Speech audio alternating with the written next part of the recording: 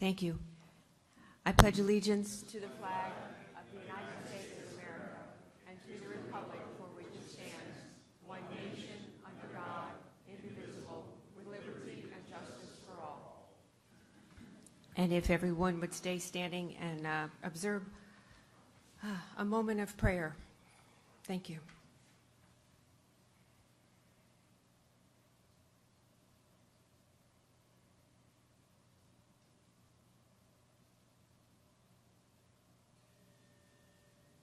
Thank you.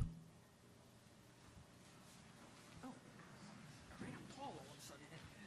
I'm very tall. I like this. Hi, Patty. I'll get it.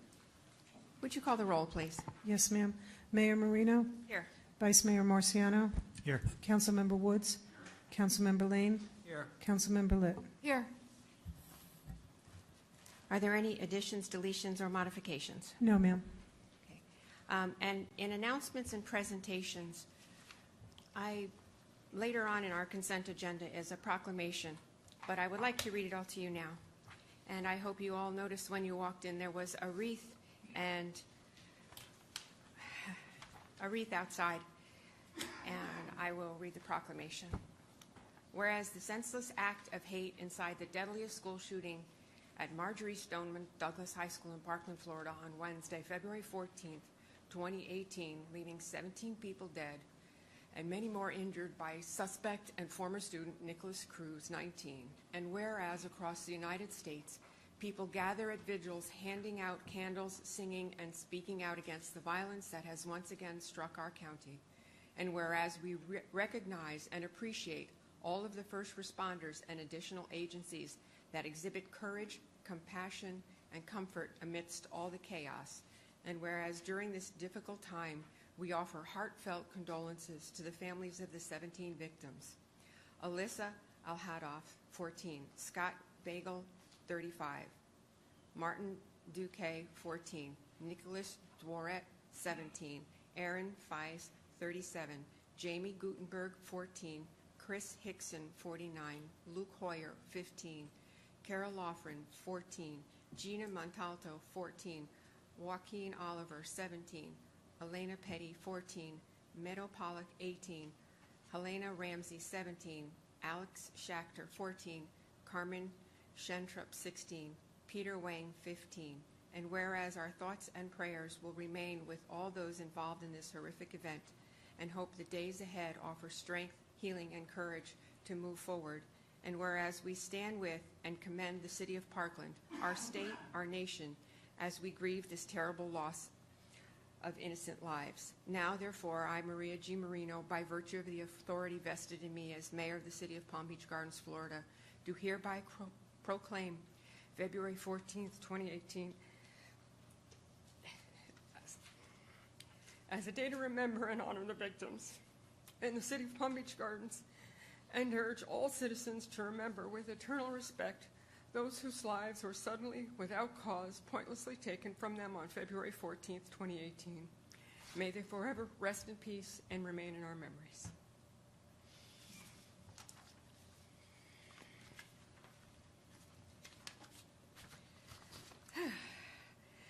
Now, on to items of resident interest and board committee reports. Carl, I usually start at that end. How about if I start at this end? I'm going to give my time to you tonight because I know we're going to talk about Honda Classic and we're going to talk a lot about other meetings. So I'm going to do what I usually do, other than the items for public interest will be the smash that the Honda was. So I'm going to let you elaborate on that. I'd rather just let you take that time because it was a magical month, positive things going on. So I'm going to leave it at that. Okay. Rochelle. Thank you. It was an interesting month, a frustrating month, and a very sad month. We'll start with some of the good stuff. February 4th, I attended the gala event at Chabad of Palm Beach Gardens, honoring several of our Palm Beach Gardens residents for the work that they do for the temple and the community.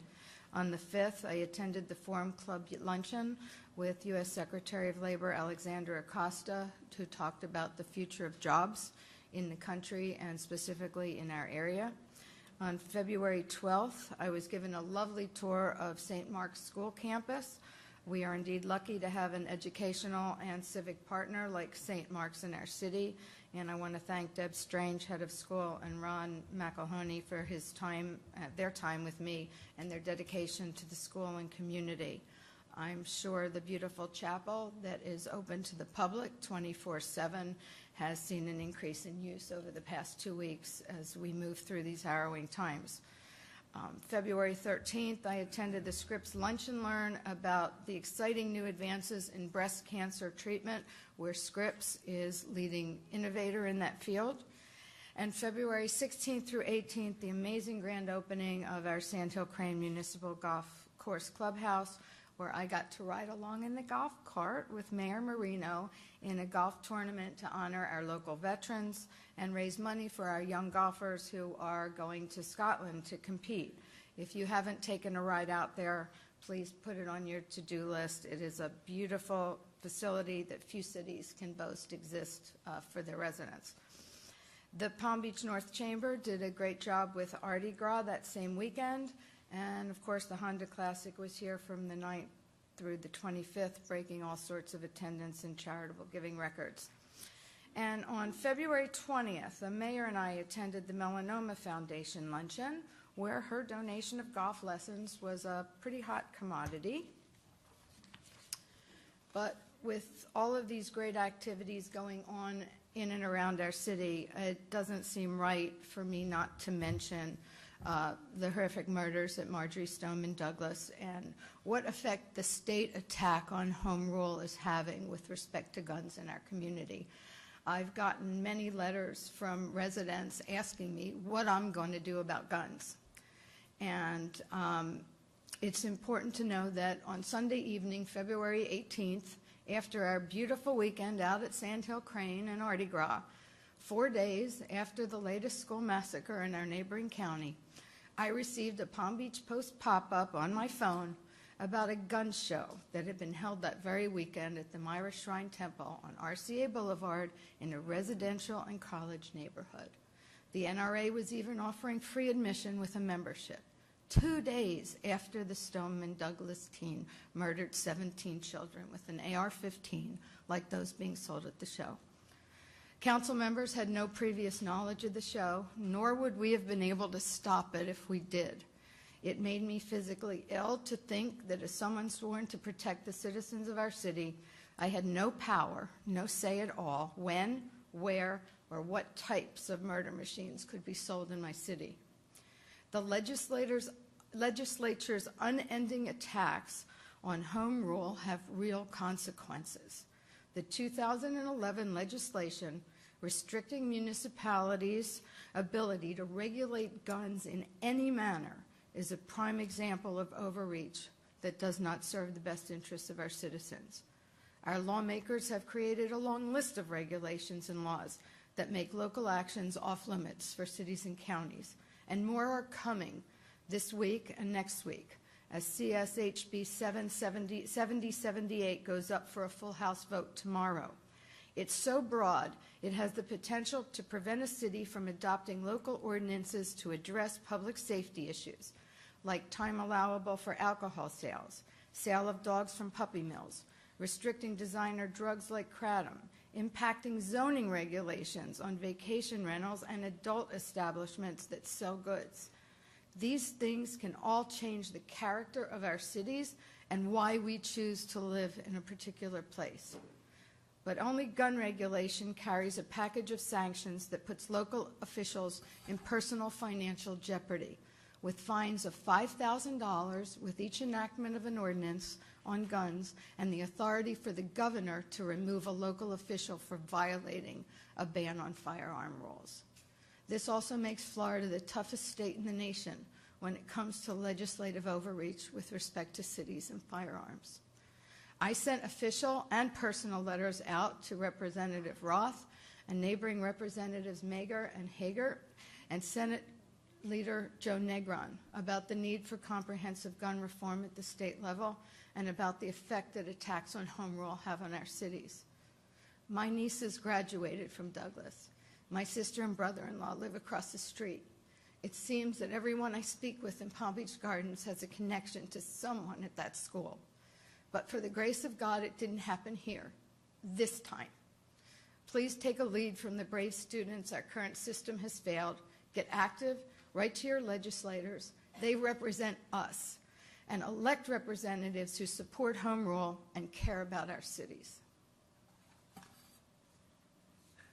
Well said. Thank you, Rochelle. Matthew. Okay, in terms of items of resident interest, I attended a meeting at City Hall concerning the proposed development of a marina on PJ Boulevard. Chamber of Commerce Government Affairs Committee, where we had a presentation concerning the preservation of our water resources in Florida. Went to the Honda Classic opening party.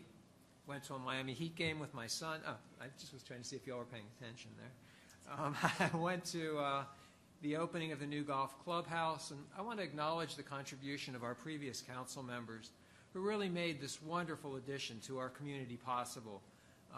Joe Russo, Eric Jablin, Marcy Tinsley, Bert Primaruso, David Levy, Maria Marino, and Carl Woods. You all did a great job. It's really something special. Went to the cake cutting at the clubhouse, the External Affairs Committee at Frenchman's Creek, the Art and Public Places Committee meeting, North County Neighborhood Coalition meeting, as well as Artie Gras. And in terms of items of public interest, I just want to address one. It's the proposed Beeline Highway expansion project, and I want you all to know how this is going to affect the residents, our residents at Steeplechase. It's going to substantially increase the amount of traffic, increase the level of road noise, increase the level of pollution and airborne particulate debris. Additionally, traffic is directly visible because the surface of the roadway is above the height of the existing boundary wall. And the planned expansion includes construction of sidewalks and a bike lane along the perimeter of this community. So there'll be a loss of privacy. The expansion also will create a number of access points that can be used to gain entry into the community and lead to additional crime. I spoke with our city manager, Ron Ferris, about this issue and how it's going to affect our residents and our constituents at Steeplechase. And it was his suggestion that we conduct a workshop on this issue on April 5th, 2018 at 6 p.m., an hour before our council meeting. And Ron proposed that we invite the residents of Steeplechase to come, and he's going to make sure that representatives from FDOT are going to attend this workshop and discuss this issue. And we can then add this matter as an agenda item at our next council meeting and hopefully pass a resolution supporting the Steeplechase community at this meeting.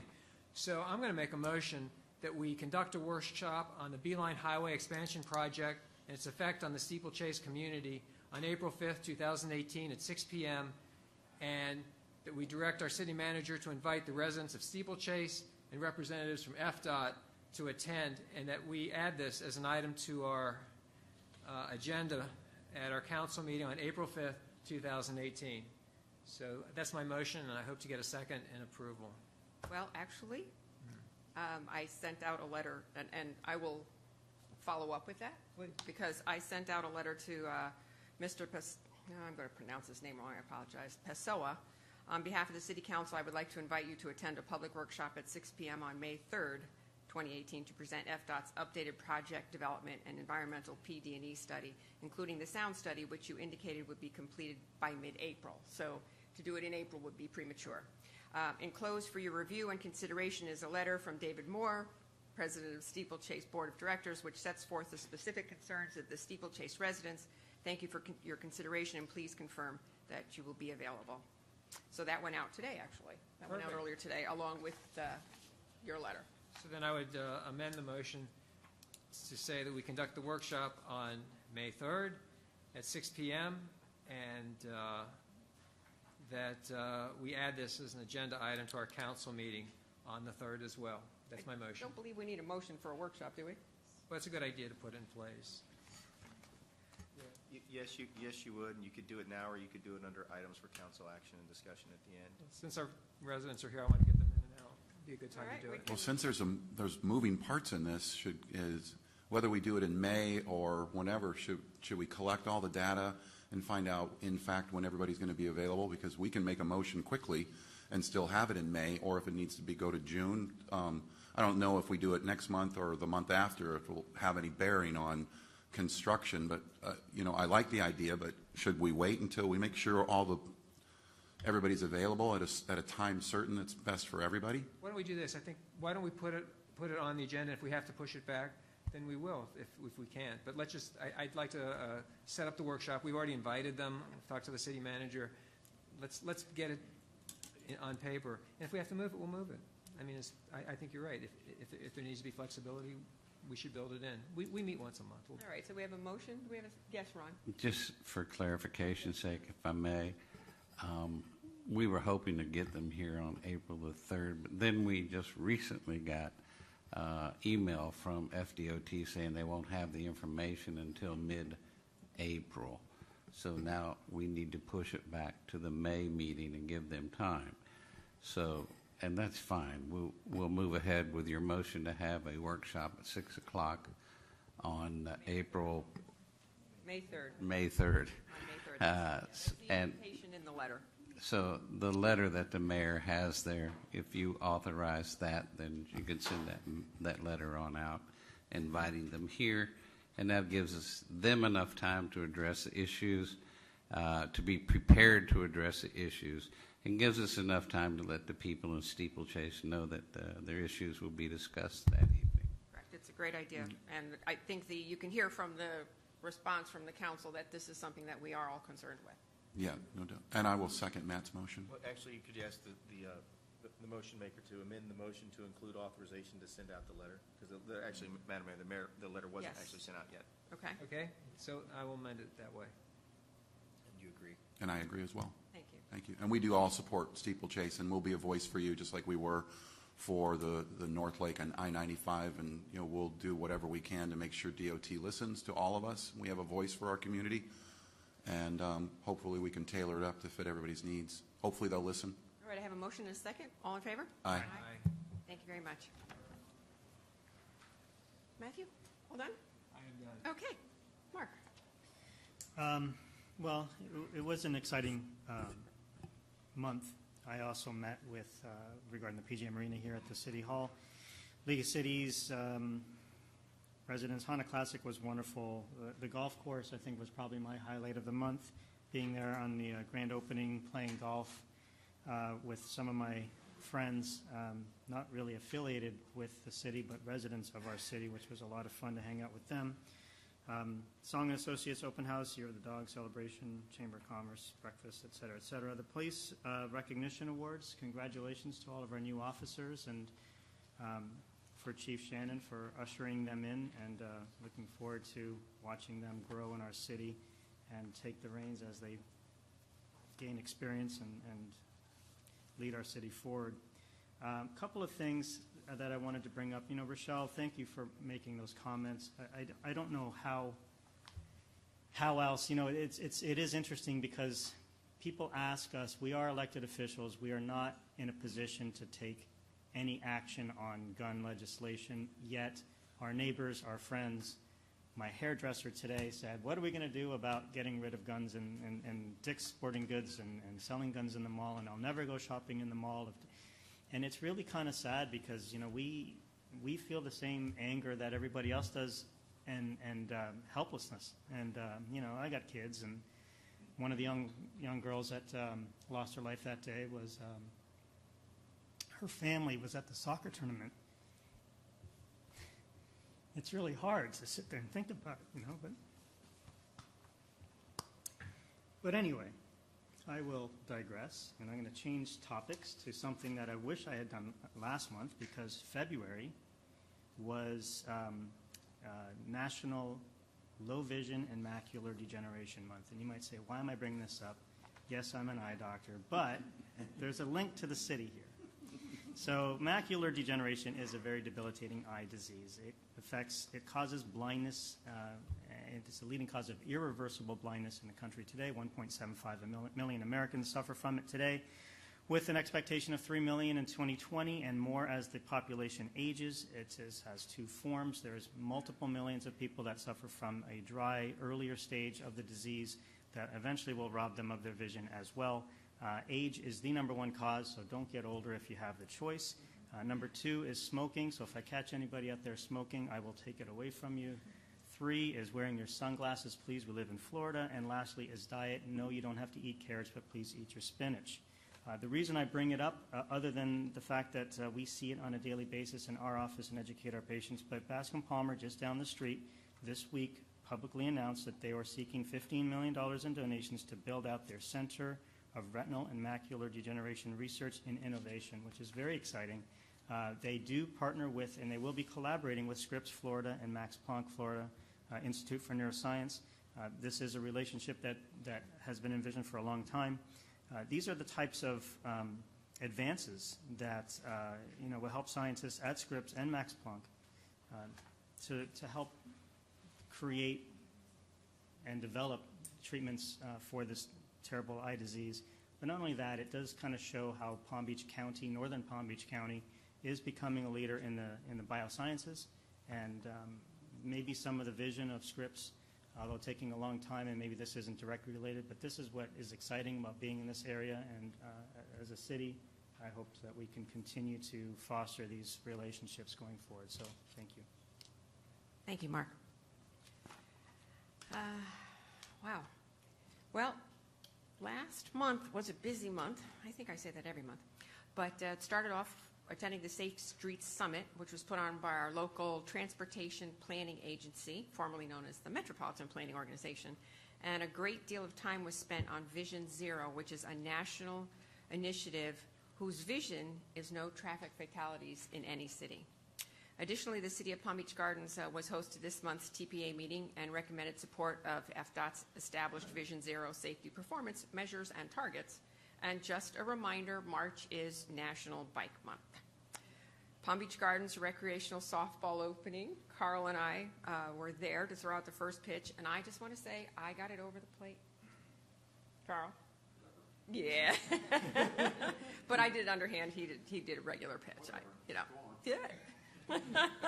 I had a meeting at Palm Beach State College and was actually invited to play in a kickball tournament for Heroes and Hot Shots, which is an organization that benefits Student ACES, which stands for Athletics, Community, and Education.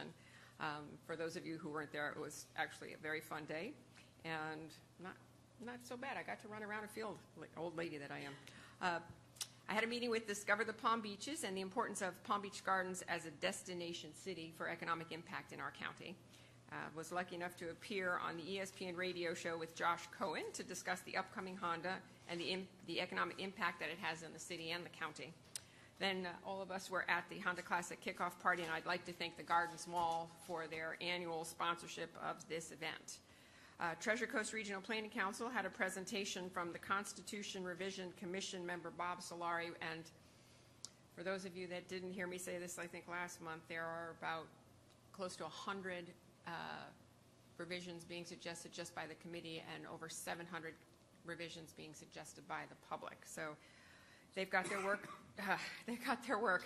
And the topic of home rule came up again, and there was much discussion on Proposal 95, and it really says remote government. We need to make sure that remote government doesn't happen, because remote government is irresponsible government. The weekend of February 16th to 18th, you heard all of us say we talk about the Sandhill Crane Clubhouse grand opening, ribbon cutting. This is a selfish plug for our golf clubhouse. You can see I actually went into our pro shop and purchased a towel, behind you, Patty, a towel and some mugs and whatnot. And they all say the inauguration of our clubhouse. That was my plug. Sherry Pla, you here? James Gelfand, you here? James? Great job. Oh, where was I? The next day we had a golf tournament, as Rochelle said. We drove around and it was fun to see everybody out there. And the next day was followed by a family day at the golf course. And I'd like to thank Waste Management for sponsoring the fireworks. And it was a great day. The kids had face painting and ate lollipops, and we had a trick shot artist there. So Sherry is doing a great job of growing the game by having the kids come, and then their parents get excited and they come to the golf course. That's truly how you grow the game without stealing people from other golf courses. These are just new golfers, and we have this clubhouse and they are going to frequent it, which is very important for us. And President's Day, we all, as Matthew said, we all attended Frenchman's Creek for their External Affairs Luncheon, where I gave a brief state of the city. I was also the welcoming committee for the Women's Leadership Forum for the Honda Classic, which was attended by over 200 local businesswomen and some businessmen. The Weiss School had a distinguished speaker series that I attended along with Brian Mast. And I went to a lecture called Reinventing Malls, which was sponsored by the Treasure Coast Regional Planning Council, and gave a presentation of the repurposing of old defunct malls and the upgrades to existing ones with an eye on mixed use. I attended the North County Intergovernmental meeting that covered much about the water issues. Water seems to be a very big topic these days.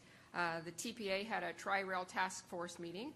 We were all in the NCNC meeting. Palm Beach County League of Cities meeting this week, the discussion was all again about the attack on home rule. And if you visit the Palm Beach County League of Cities website, you actually can sign a home rule petition.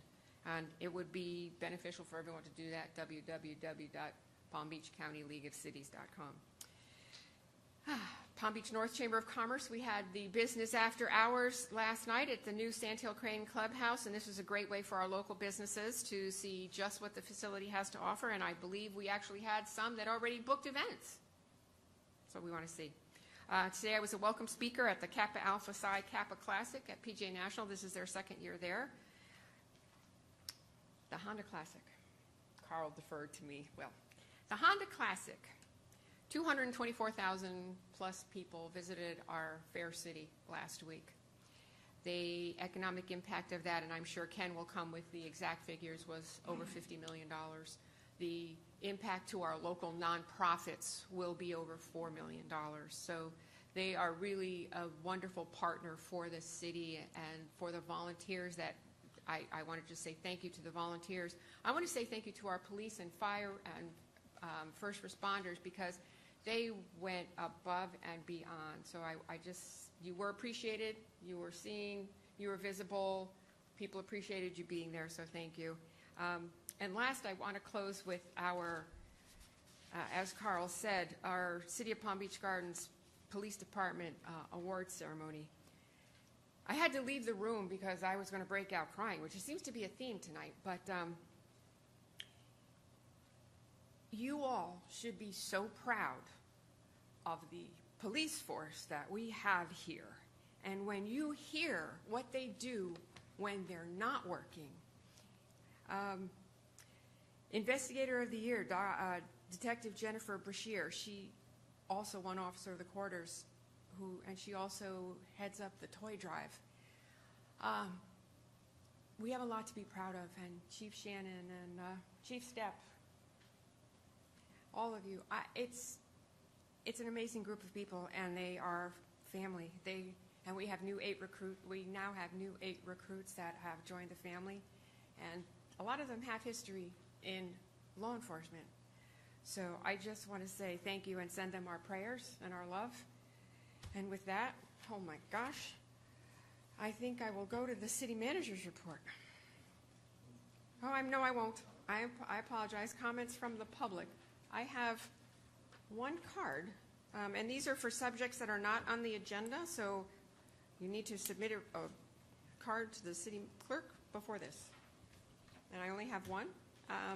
So, Louis Satriano, would you please state your name and address for the record? And you have 3 minutes, sir. The name is Louis Satriano. Thank you. I reside at Lake Catherine. What I'd like to discuss is it's called North Lake Gardens. That's attached to our property. That's before you get MacArthur and North Lake. They already put buildings in there. Well, we have a gentleman, Mr. Don Hearing, and he is an architect for the developer. And he called the meeting, and you guys should have called it, and we would have loved to hear everything, because at the end he says you approved to put his building up, and not 3-story, only 2.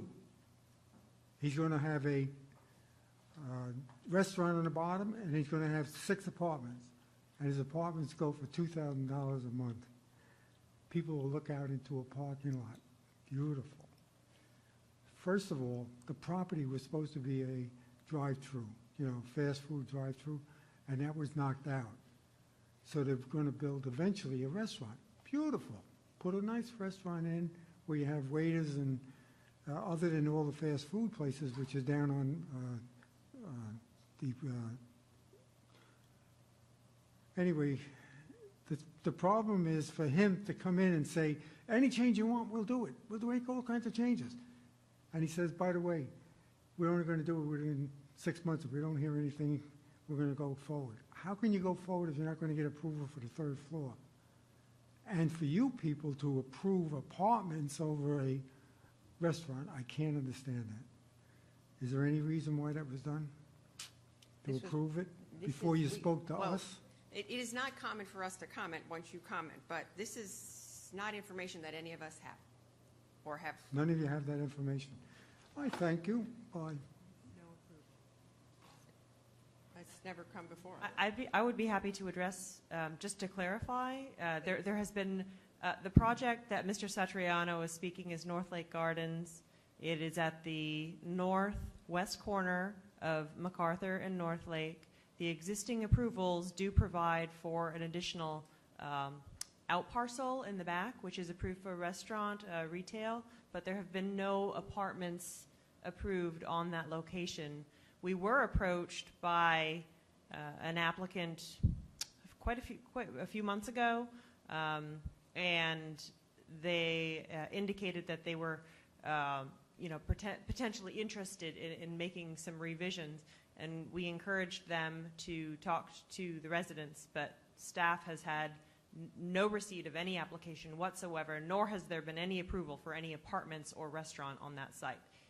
Upon that time, they will have to, if they do decide to move forward with an application, they will have to submit that to the city, and it will have to go through a public hearing process. And if I'm not mistaken, the original approvals were 2015? It was before any of us were on council. Yes, the approval that is there today, so the buildings that are on site today, they were approved in 2015, constructed shortly thereafter. Okay. Thank you. Thank you. That's the only card I have, so I will move on to city manager's report.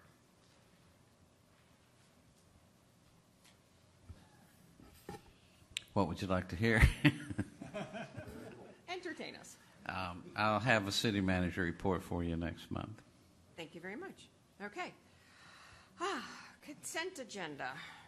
May I have a motion and a second to approve the consent agenda? I'm going to pull item I, RFP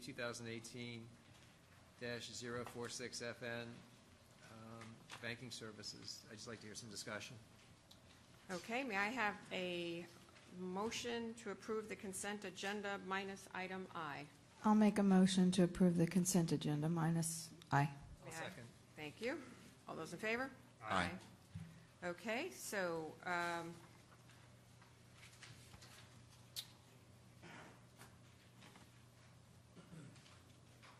do we have a presentation or an explanation for item I, banking services? What's the question, Matthew? Qumran, I covered it at our agenda review, but I think that we really need to see why we're entering into this. It's a fairly large contract, and I'd like to get a presentation. It's a lot of money, and I think we need to discuss it. You want to see the same presentation that you all saw at your agenda reviews? Yeah, I think that, yes. Kumra, would you make the same presentation, please?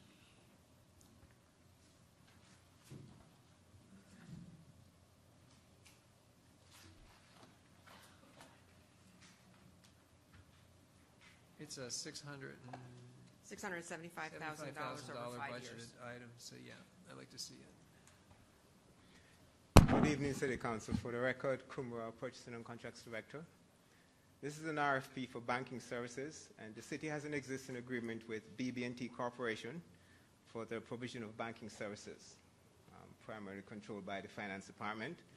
And the current agreement will expire on May 31st, 2018, And within that agreement, there are no options to renew, so we have to go back out and advertise for this service, which is a continuity of the city's operations.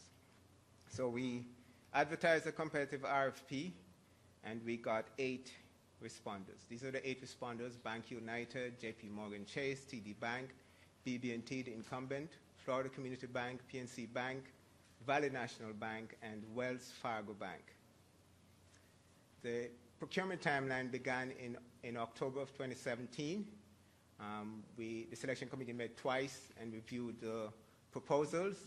We began negotiations with BB&T, asking for best and final offers on January 12th, and we posted the award recommendation on January 23rd of this year. The selection committee members, as required by law, each performed their independent individual reviews, and then they met publicly at recorded meetings here in the council chambers, and they scored and ranked each proposal. The committee scored and ranked the proposal submitted by BB&T Corporation as the best for the city, based on the criteria that was established in the RFP. These are the final scores in the ranking. BB&T was ranked, as I said, number 1, JP Morgan Chase number 2, Bank United number 3, and so on.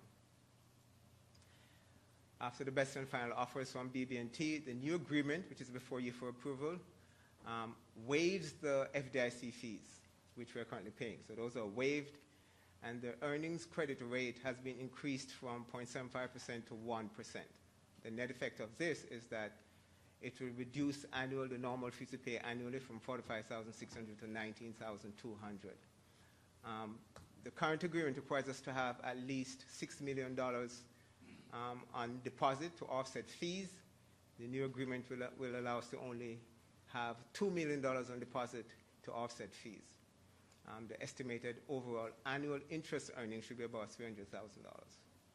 The city has budgeted $135,000 to cover any fees or special charges that may be assessed on the new agreement. The new agreement is for 5 years, and I said it's with BB&T Corporation. BB&T Corporation has been with the city's bankers since 2012. We have not had any major issues with them, and the finance department looks forward to working with them again. They have over 2,000 branches in 15 states in the United States, including Washington, D.C., and they're one of the largest banks in the United States. Staff recommends approval of the award for a 5-year agreement. We've budgeted amount of $675,000 to cover fees. At the end of the 5 years, we have to go back out and advertise the new competitive request for proposals. Is there any questions? May I get a motion and a second to approve? I'd like to make a motion to approve item J. Sorry, I'll second the motion. item I. Okay, I'll bring it back for discussion. Is there any further discussion? Very briefly. Would you talk about, just briefly, the criterion that we use to select BB&T over the other banks?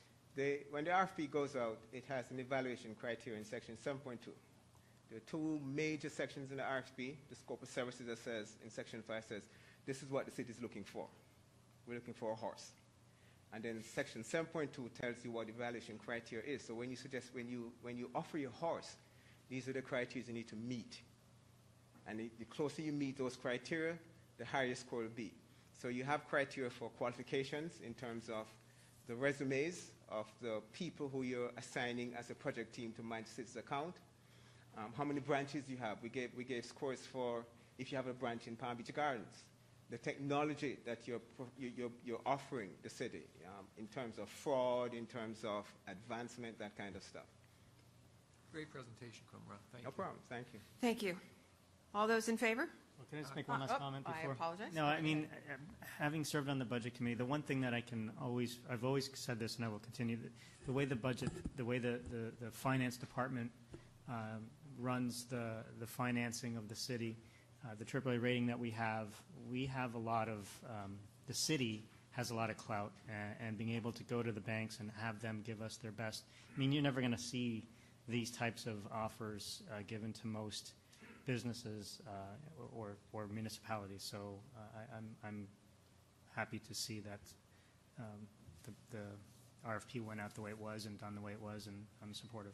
Actually, one comment. The slide that showed the interest that we will be gaining because we're not putting $6 million away, but only $2 million. So we are gaining the interest, sort of offsets the fees that we're paying on this, doesn't it? Right, but the contract has, if we have special services we need during the 5-year term, we have to pay these additional. These are just for normal fees. Right. So we're putting money aside just in case during the 5-year term something comes up that we may need to ask for a special service or something. Okay, thank you. Any other questions? Did we get a toaster with the deposit? No toasters, maybe a thumb drive, but no toasters. All those in favor? Aye. Thank you. Motion carries 5-0. All right. Tonight we are holding quasi-judicial hearings on the following case, Resolution 13, 2018, PGA Commons Planned Unit Development Amendment. This means that the City Council is required by law to base its decisions on the evidence contained in the record of this proceeding, which consists of the testimony at the hearing, the materials which are in the official city file on this application, and any documents presented during this hearing. The Council is also required by law to allow cross-examination of any witnesses who testify tonight. Cross-examination may occur after the staff, the applicant, and other participants have made their presentations and will be permitted in the order of the witness's appearance. It is necessary that anyone who testifies at the hearing remain until the conclusion of the hearing in order to be able to respond to any questions. If you plan to testify this evening or wish to offer written comments, please fill out a card and give it to the City Clerk. The City Clerk will now swear in all persons who intend to offer testimony this evening on this case. Do you solemnly swear to tell the truth, the whole truth, and nothing but the truth, so help you God?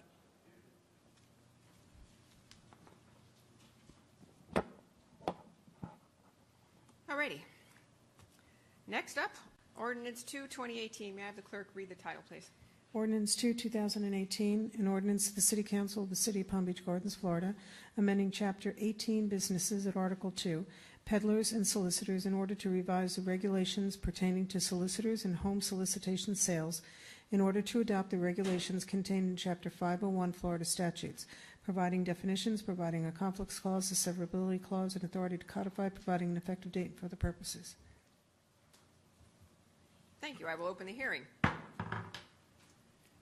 Yes, Madam Mayor, this ordinance is being brought to you this evening at the request of the police department. They've actually been asking about this for a little while, and we made some changes to it a couple of years ago to adjust the times to make sure we were that it was comporting with the current state of the case law regarding this matter, home solicitation. But you can read in the background in the agenda package. But the reason for this is that under current city code, if you want to participate in home solicitation sales within the city, you're required to be registered, which means you have to come be photographed and fingerprinted by the city police department. After that registration, the police department then issues an identification card to that individual. But we haven't been doing that. We haven't been doing it. The police department doesn't have the ability to issue an identification card. And we typically have maybe one person a year that would actually come in and ask for this registration. But since the Florida legislature has enacted the provisions in Chapter 501 of the Florida statutes, it provides a countywide registration process, and Palm Beach County actually has a countywide registration process. We thought that it was wise to amend our code to use that already existing registration process so that anybody that wants to engage in home solicitation sales would then register with the county and obtain their license, if you will, or their registration with the county. It's more efficient, and it saves time and confusion. And the main purpose for this ordinance originally was to try and control solicitations, and it was a public safety issue.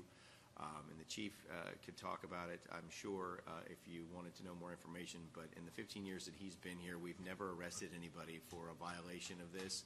Typically, if there's an issue with some suspicious character roaming around the neighborhood, and the police are called out there to investigate, because that's usually when we would find out if somebody was violating this particular ordinance.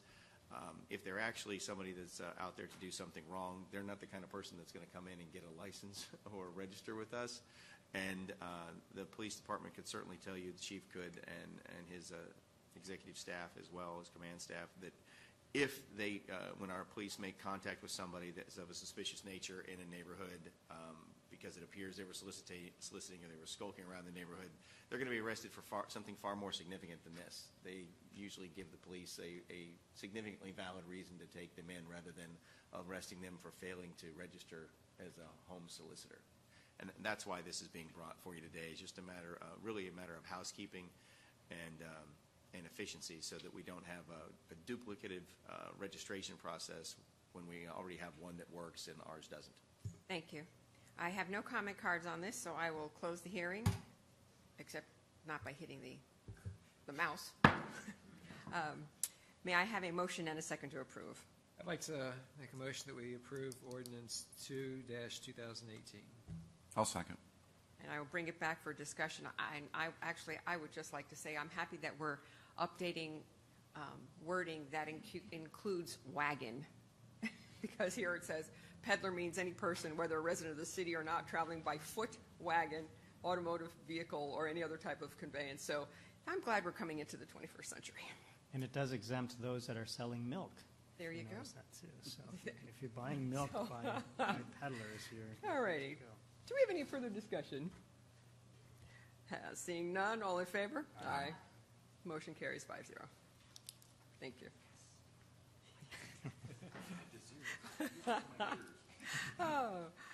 Now we'll move on to ordinance 4-2018. May I have the clerk read the title, please? Ordinance 4, 2018, an ordinance of the City Council of the City of Palm Beach Gardens, Florida, amending Chapter 50, Police of the Code of Ordinances of the City of Palm Beach Gardens, Florida, at Article 3, Police Officers Retirement Trust Fund, creating a new Section 50-153, Police Share Plan, providing a conflicts clause, a severability clause, and authority to codify, providing an effective date for the purposes. I will open the hearing. And has anything changed since the first reading? Good evening, Madam Mayor. Alan Owens, for the record. And no, there have been no changes since first reading. I have a presentation if you care to see it again, but there have been no changes. I won't assume for anyone else, but I'm good. Good. Thank you. So we will not have a presentation, and I have no comment cards, so I will close the hearing. May I get a motion and a second, please? I'll make a motion. I second the motion that we approve ordinance 4-2018. And I will bring it back for discussion. Hearing none. All those in favor? Aye. Aye. Motion carries 5-0. Thank you very much. Okay, moving on to ordinance 5. May I have the clerk read the title? Ordinance 5, 2018, an ordinance of the City Council of the City of Palm Beach Gardens, Florida, annexing pursuant to a petition for voluntary annexation a parcel of real property comprising a total of 0.85 acres, more or less, located on the east side of alternate A1A, approximately 1/2 miles south of the intersection of alternate A1A and Hood Road in Palm Beach County, Florida.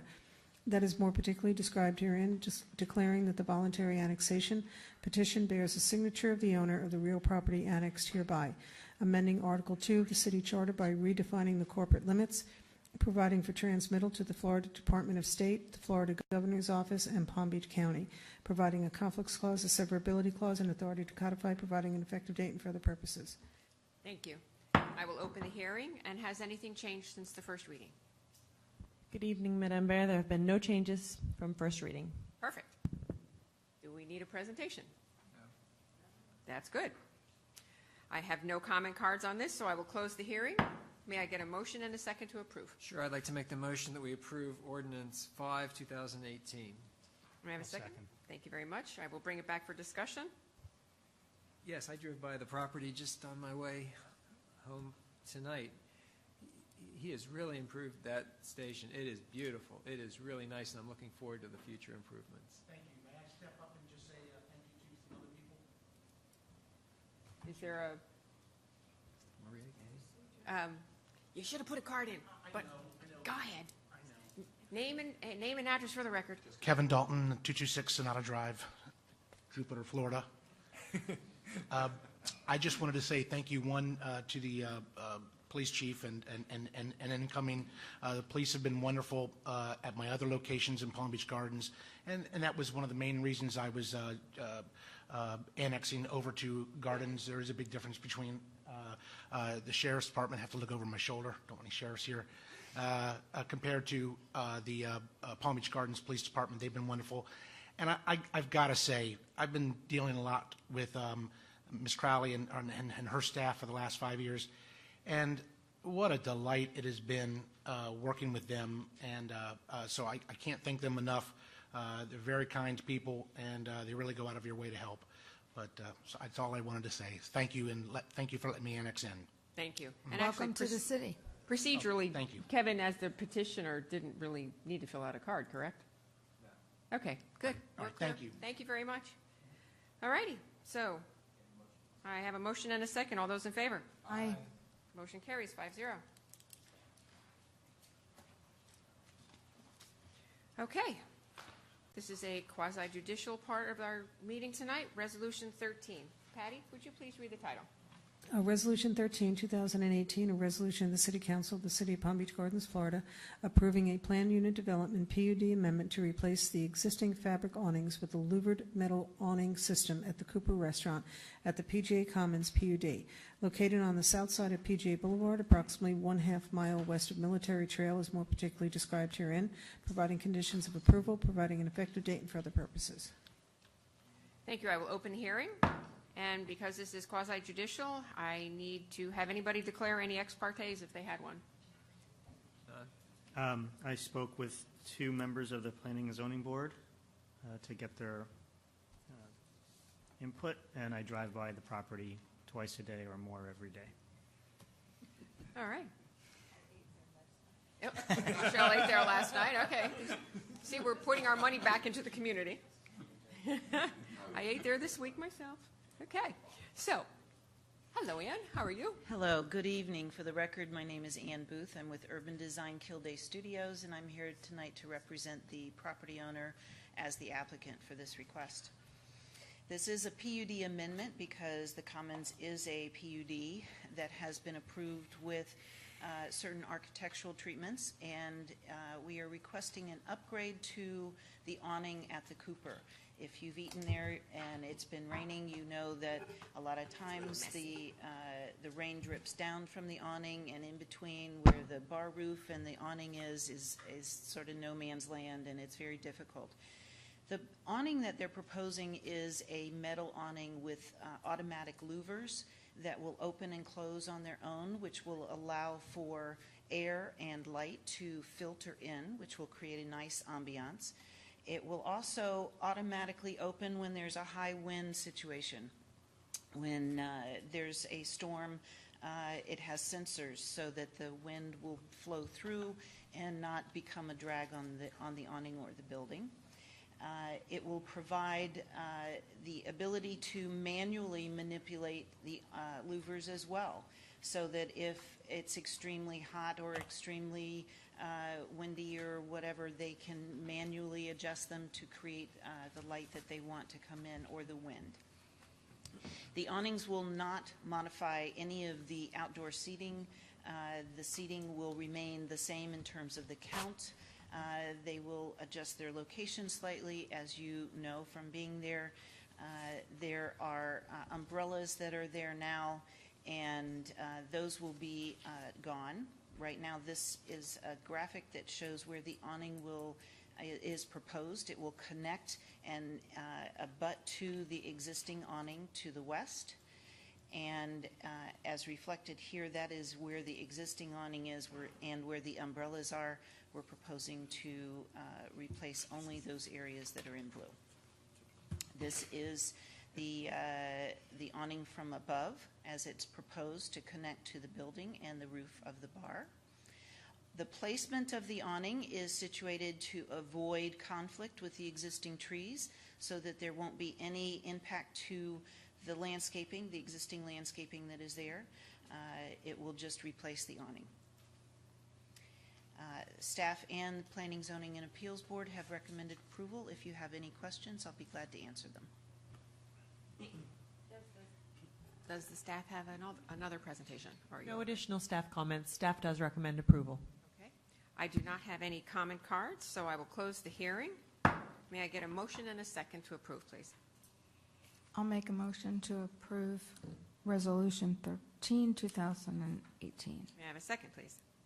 I'll second. Thank you. And I will bring it back for discussion. Any discussion? Any questions?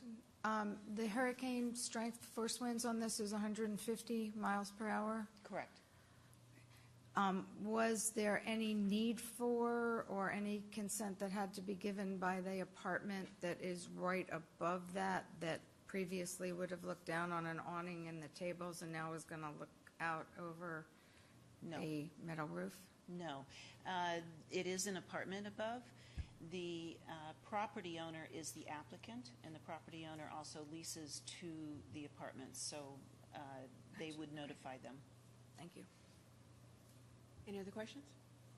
No? Just real quick, I mean, this is the same type of structure that's at Cooper's Hawk, and that seems to be a great Exactly. addition to the outdoor Yes. seating Also area at there. Frenchman's Clubhouse, I believe. Don't go there very often, but Yeah. I'll take your word for it.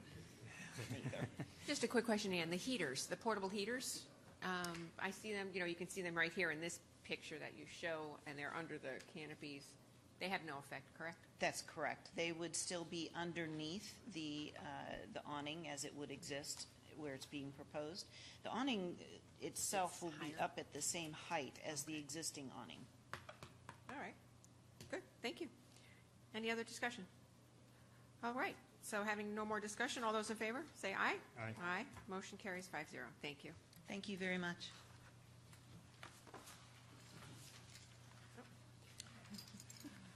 Next on our agenda are resolutions. I don't think we have any. Items for council action and discussion.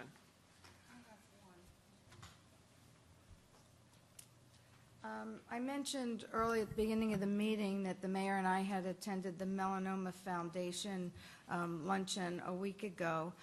They've started a program called SunSafe Cities, whereby they certify cities as SunSafe who follow a program protocol. Being that we have so many great outdoor recreational facilities and parks and the golf course, I would like to ask the city manager and staff to possibly check into what it would take to get certification as a SunSafe city.